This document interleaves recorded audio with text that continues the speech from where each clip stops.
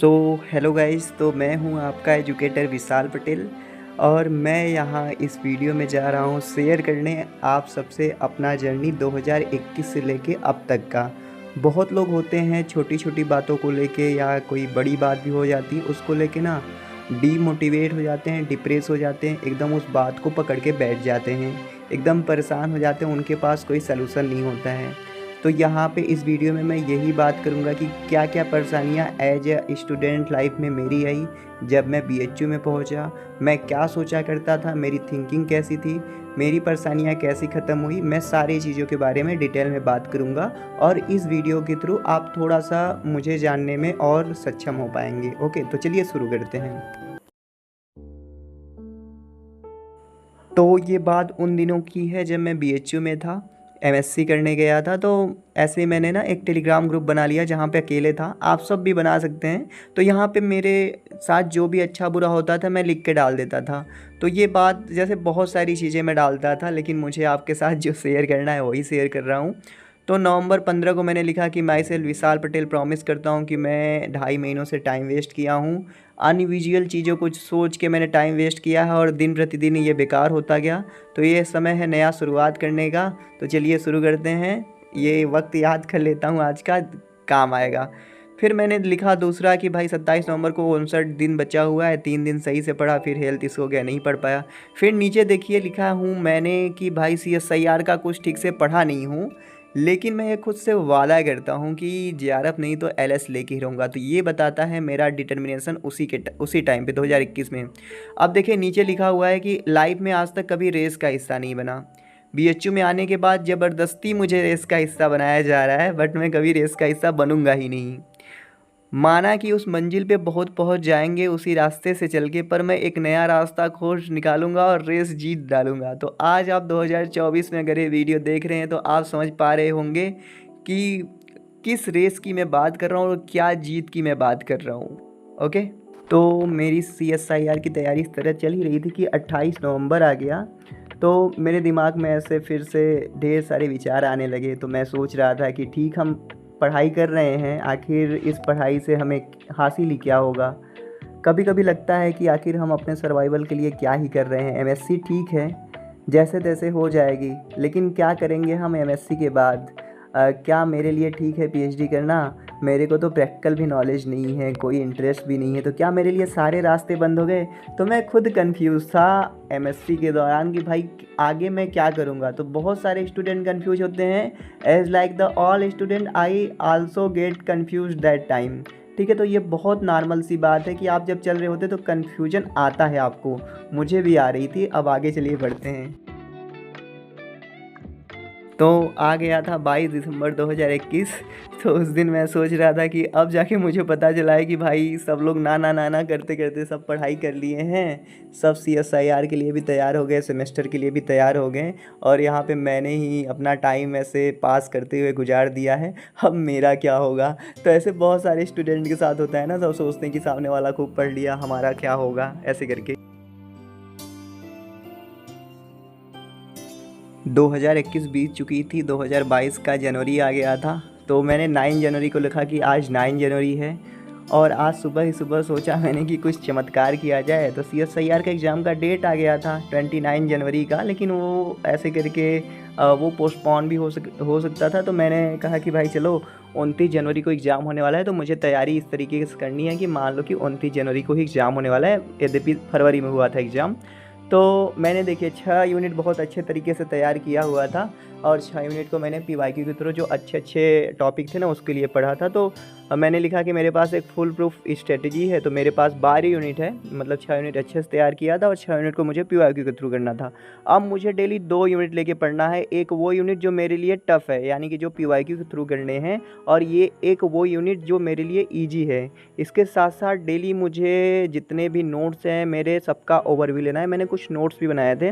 Daily 2 days पे mock test देना है। तो अनअकैडमी पे मैं उस समय ज्वाइन था, तो वहाँ पे मॉक टेस्ट भी था, तो मॉक टेस्ट भी दे रहा था। फिर मैंने लिखा देखता हूँ कौन रोकता है मुझे सिलेक्शन लेने से। तो ये था असली मोटिवेशन, ये था असली मतलब हाँ गट्स कि भाई कौन रोकेगा मुझे सिलेक्शन लेने से।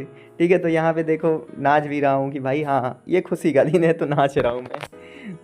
बहुत लोग कहते रहते हैं कि कौन सा स्टैंडर्ड बुक पढूँ, कहाँ से नोट्स पढूँ। तो मेरा सीन ऐसा था कि जनवरी 2022 को मैंने लिखा कि इतने दिन हो गए मैंने कभी बुक या नोट से पढ़ाई नहीं की थी।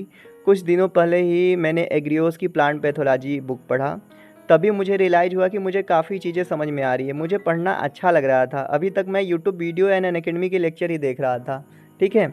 तो फिर क्या हुआ, कुछ चीज़ें नोट्स भी करता था, पर लिखने का एंथुसियाज़्म कुछ हावर चलता था, फिर मैं लिखना बंद कर देता था। लेक्चर मैं बैठ के कभी मुश्किल से अटेंड करता था, हमेशा सो के व्हाट्सएप चलाते हुए लेक्चर अटेंड करना था। तो भैया यहाँ पे सभी चीज़ें सत्य लिखी गई हैं, कोई भी मॉडिफाइड नहीं है जो भी चीज़ें करता था। बट आज फर्स्ट टाइम मैंने सेल सिग्नलिंग की नोट्स पढ़ी और अनअकैडमी से मुझे मतलब अनअकैडमी के नोट्स से ज्योति मैम के वहाँ से पढ़ा, तो मुझे 100% चीज़ें समझ आ रहा था। इवन मैं अब तो पढ़ के समझा भी सकता हूँ, फीलिंग गुड। तो भाई देखो मुझे कब रियलाइज़ हुआ था, मेरा एमएससी बीतने वाला था, ये 3rd सेमेस्टर है, जनवरी 20 2022 को, तब जाके मेरे अंदर एनलाइटमेंट आया। मुझे पता चला कि मैं भी पढ़ के समझ सकता हूँ ना। तो बुक वुक के चक्कर में आप जो पढ़ते हैं ना, मत पढ़ा कीजिए इतना ज़्यादा, आराम से पढ़िए। ठीक है? बहुत सारे स्टूडेंट हैं जो फाइनेंशियल इशू को लेके भी बात करते रहते हैं, कहते हैं कि सर हमारे पास ये नहीं है, हमारे पास वो नहीं है। तो देखिए ये बात है 3 अगस्त 2022 का, मेरा लगभग एमएससी कंप्लीट हो चुका था, फिर भी मैं फाइनेंशियली स्टेबल नहीं था और मुझे कोई उतना मतलब फैमिली से भी सपोर्ट उतना नहीं था। तो मैंने लिखा था बहुत ही अजीब हालत चल रही है, आईसीएमआर का फॉर्म फिल करना है। आईसीएमआर होता है जेआरएफ की तरह, ठीक है, पर पैसे नहीं हैं। पापा काम करते हैं, ठीक है, नहीं करते हैं तो पैसे नहीं देते हैं। यूपीएचएससी का फॉर्म विनय सर से लेके मैंने भर दिया था। अभी फ़िलहाल बहुत ज़रूरत है, पैसे तो नहीं हैं। कमाने के लिए कोचिंग पढ़ा सकता हूँ, लेकिन गांव में पढ़ने के लिए बच्चे नहीं हैं। मन में बहुत अशांति है, पर इट्स ओके ना। आज इतना प्रॉब्लम है, आगे सब सॉर्ट आउट कर लूँगा। I have faith on me. तो आईसीएमआर का फॉर्म तो मैंने भरा नहीं था उस टाइम पे, क्योंकि भरने के लिए फ़ी कलेक्ट नहीं हो पाए थे मेरे पास। तो आप सब देख सकते हैं मैंने एमएससी कर लिया था, फिर भी कंडीशन ऐसी थी। तो आप लोग काहे परेशान होते हैं चीज़ों को लेके?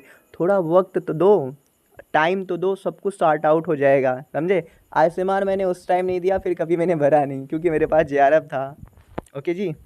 बीएचयू से एमएससी होने के बावजूद, गेट एंड जेआरएफ होने के बावजूद बहुत लोग मुझसे पूछते रहते हैं विशाल सर आपने पीएचडी क्यों नहीं किया? तो देखो पीएचडी करने के पीछे का रीज़न मैं आपको बताता हूँ। तो ये बात है 29 अगस्त 2022 का। तो अंशुल मेरी फ्रेंड है जो बीएचयू से पीएचडी कर रही है, तो उसने पीएचडी ज्वाइन किया था, तो मेरे को कॉल किया था। उसने बताया था कि उन्होंने राम सागर सर के अंडर पीएचडी ज्वाइन कर लिया, 1 सितंबर से लैब जाएगी, रजिस्ट्रेशन बोल रही दिसंबर में होगा। मुझे भी बोली थी पीएचडी करने को। इवन जो भी मिलता था मुझसे सब लोग कहते थे पीएचडी करने को, आज भी लोग पूछते हैं। पता नहीं क्यों अंशुल से बात करके मुझे लगा था कि पीएचडी करना चाहिए।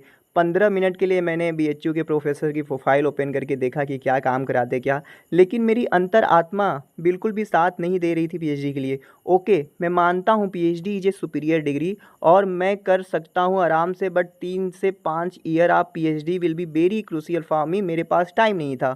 What is happening in my life only I know what I am doing. I have believe in my action. Doctor नहीं लगा नाम के आगे तो क्या हुआ? सुनिए ध्यान से, डॉक्टर नहीं लगा नाम के आगे तो क्या हुआ? विशाल नाम को ही एक ब्रांड बनाऊंगा। Our life is so short, so I don't want to go for PhD without any interest. I will live at my house with my family. मैं 24 साल का हूँ और मुझे उनके साथ रहना है, और मैं प्रॉमिस करता हूँ खुद से कि पीएचडी नहीं हो रहा तो क्या, 2023 जो नया साल आ रहा है ना वो मेरा होगा। और मेरा हुआ 2023। सब कुछ बदल गया 2023 से, 1 जनवरी से। मैंने यहाँ पे लिखा था 29 अगस्त को, मुझे भरोसा था कि जो आगे होगा सब बेहतर होगा। अचीवर्स कर लेंगे भाई। Wait UPSC I am coming. तो ये भाई फॉर्म भर दिया था 2022 में, अभी तक एग्ज़ाम नहीं हुआ, लेकिन यूपीएचएससी से भी बढ़ के मैंने ढेर सारी चीज़ें अचीव की हैं, और मैं उसके लिए भगवान का और अपने लोगों का शुक्रगुजार हूँ। जब फाइनली मैंने पीएचडी नहीं ज्वाइन किया, तो मैं जॉब के लिए इधर उधर ऑनलाइन प्लेटफॉर्म पे सर्च करने लगा कि मुझे कहीं जॉब मिल जाए, लेकिन मैंने बहुत ट्राई किया, मेरा जॉब ऐसे लगा नहीं। फिर फाइनली मैंने इंटरव्यू दिया था आईएफएस में, आप जानते होंगे सीएसआईआर नेट की तैयारी कराते हैं। तो वहाँ पे मेरा यद्यपि इंटरव्यू तो बहुत ही गंदा गया था, लेकिन उन लोगों ने मेरे को बुला लिया। फिर मैं वहाँ पे 24 नवंबर को चला गया, मेरा 6 LPA पे सिलेक्शन वहाँ पे हुआ था। ठीक है, तो वहाँ पे गया तो जर्नी तो बढ़िया था। अब वहाँ पे गया तो सिटी मेरे लिए बहुत ही मतलब अनजानी लगी। बहुत लोगों ने मुझे लूटने का कोशिश किया, ऑटो वालों ने लूटा, ठीक है, वहाँ के जो ब्रोकर लोगों ने लूटा, मुझे रूम नहीं मिला। तो मैं बहुत ही डिसहार्टन हो गया वहाँ पे भाई, कि मुझे रूम नहीं मिल रहा था, यह सब करके। बेसिकली आप कह सकते हो कि जर्नी न्यू थी। अब मतलब वहाँ पे पहुँच चुका था 24 को। अब आगे देखते हैं कि क्या होता है इस जर्नी में। जब मैं पुणे गया वहाँ पे, तो पुणे में मैं टिक नहीं पाया वहाँ पे। मैं छोड़ दिया क्योंकि उनका वर्क कल्चर मतलब ज़्यादा था, मैं कर नहीं पाया ना। तो फिर मैं आ गया वापस। तो यहाँ पे आप देख सकते हैं 16 दिसंबर को लिखा कि 2022 एंड होने वाला है। बहुत सारे ड्रॉबैक और डीमोटिवेशन आई। जेआरएफ क्लियर करने के बाद पुणे भी गया, पर वहाँ पे मन नहीं लगा। वहाँ पे जाने के बाद पता चला कि दुनिया भाग रही बड़ी ही तेज़ी से, और कमी अभी भी मेरे में ही है। मुझे खुद पे काम करना होगा, बेटर बनना होगा। पीएचडी नहीं कर रहा क्योंकि क्वालिटी ऑफ रिसर्च नहीं गिरी, गिरा तो मैं हूँ, मुझे रिसर्च का कुछ नहीं पता। अब आप सोचोगे कि मैं आपको अपने आप को हल्के में ले रहा हूँ, तो ऐसी बात नहीं है। जैसे देखो, हम कभी भी ओवर मोटिवेट नहीं हो सकते। अब जैसे कोई भी बच्चा है आगे पढ़ता है, तो उसको कुछ नहीं आता तो पीछे क्लास में भेज देते हैं ना, तो वैसे ही हमारी मेरी भी हालत है। मतलब मेरी कंडीशन ही बल्कि हम सबकी है कि मतलब ट्राई करो शुरू से तो सब कुछ सीख सकते हैं, लेकिन हम इतना आगे बढ़ गए हैं कि हम शुरू से शुरू नहीं कर सकते। शायद आप कर सकते हैं, मैं नहीं कर सकता। तो इसलिए मैंने पीएचडी नहीं किया। तो फ़िलहाल चलिए अब शुरुआत करते हैं। फ़िलहाल पीजीटी और यूपीएचएससी ही बचा है लाइफ में, जिसके लिए सोचता हूँ सीरियस हो जाऊँ। 1-2 घंटे के लिए होता हूँ, पर तुरंत मूवी, रील, चैटिंग में बिजी हो जाता हूँ। या कहूँ तो पढ़ने में मन नहीं लगता, और सबकी यही दास्तां है। तो ये मैं खुद से कह देता हूँ कि मेहनत करनी पड़ेगी। 2 हावर पढ़ूंगा, पीजीटी यूपीएचएससी क्लियर करने की ओर बढ़ूंगा। क्लियर हो गया तो मस्त ही मस्त है भाई, नहीं हुआ तो ये नहीं कि लाइफ ख़त्म हो जाएगी, एक नया रास्ता खुल जाएगा। तो hope for the better future. तो चलिए शुरू करते हैं। ये ख़त्म हुआ मेरा 2022, ठीक है। अब आगे देखते हैं क्या हुआ। फाइनली 2023 के नए साल से लेके शुरुआत हुई, और पूरा पूरा 2023 बीत गया। मुझे कभी ज़रूरत नहीं पड़ी कि मैं ब्रेन बॉक्स में कुछ चीज़ें लिख सकूं मोटिवेशन डीमोटिवेशन के बारे में, क्योंकि मेरे ज़िंदगी में बहुत सारे इंसानों की एंट्री हो चुकी थी, बहुत सारे अच्छे अच्छे लोग, मैं उनसे बातें शेयर कर लेता था, अर्निंग भी होने लगी थी, तो कभी डीमोटिवेशन आया ही नहीं। मैं वहाँ से लौटने के बाद अपने ऑर्गेनाइजेशन पे काम किया, मॉक टेस्ट कराया, कोर्स कराया, काफ़ी आगे बढ़ा, ठीक है, अपने ऑर्गेनाइजेशन को बढ़ाया। फिर फाइनली 2023 के दिसंबर में मैंने लिखा कि कल मुझसे किसी ने पूछा कि बड़े होके क्या करना है, क्या बनना है। तो भैया रही बात आगे बनने की, तो आगे कुछ नहीं बनना, हमको जो बनना था वो हम बन चुके हैं, मैं बन चुका हूँ। बचपन से ही पढ़ने पढ़ाने, समझने समझाने और जानने बताने का शौक़ रहा है मुझे। एल्गी हो या फंजाई या हो ह्यूमन फिजियोलॉजी, अनगिनत बार पढ़ा सकता हूँ, कभी बोर नहीं होऊंगा, और हर बार एक नए एनर्जी और नई नई चीज़ें बता लूँगा। Basically I am the teacher. और भाई देखो, लाइफ में बहुत ही सिंपल थॉट है मेरा, वो जो सक्सेस की ऊंचाई है ना, वहाँ नहीं पहुँचना, क्योंकि मुझे पता है हाइट से अपने नहीं दिखते, और मुझे अपने प्यारे हैं। लाइफ का एक ही मंत्र है, जो भी करना है बेस्ट करना है, और अपने साथ में अपनों को रखना है। बस देखो यही बता रहा हूँ। जैसे मैंने 2021 से लिखी, यहाँ पे बहुत सारे मतलब जितनी चीज़ें मैंने लिखी हुई थी उसका मैं बताऊँ तो सिर्फ 20 से 25% चीज़ें मैं आपको शेयर कर रहा हूँ, और ढेर सारी चीज़ें थी। लाइफ की फैमिली प्रॉब्लम है, बहुत सारी प्रॉब्लम थी जो मैं नहीं दिखाना चाहता वो आपके साथ। तो आप ऐसे देख सकते हैं, आप कनेक्ट कर सकते हैं चीज़ें से, और आप देख सकते हैं मेरा फेथ वक्त के ऊपर सबसे बड़ा, कहते हैं ना वक्त सबसे बड़ा बलवान होता है। तो आपके भी लाइफ में अगर देखो बहुत सारी प्रॉब्लम है, पढ़ने में मन नहीं लगता है, तो आप मन लगाओ। देखो वही चीज़ है ना, हमको नहीं पता होता है कि हमारी लाइफ हमको कहाँ पे ले जाए, लेकिन आप अगर अच्छे तरीके से आज के दिन को यूटिलाइज करोगे, काम करोगे, तो सब कुछ होगा। आप मेरा थिंकिंग देख सकते हैं, शुरू को मैसेज से लेके आप लास्ट की मैसेज को देख लो, आपको ना एक पॉजिटिविटी, हर मैसेज में कहीं डिमोटिवेशन रहा होगा तो आपको पॉजिटिविटी भी मिली होगी। चलिए मिलते हैं।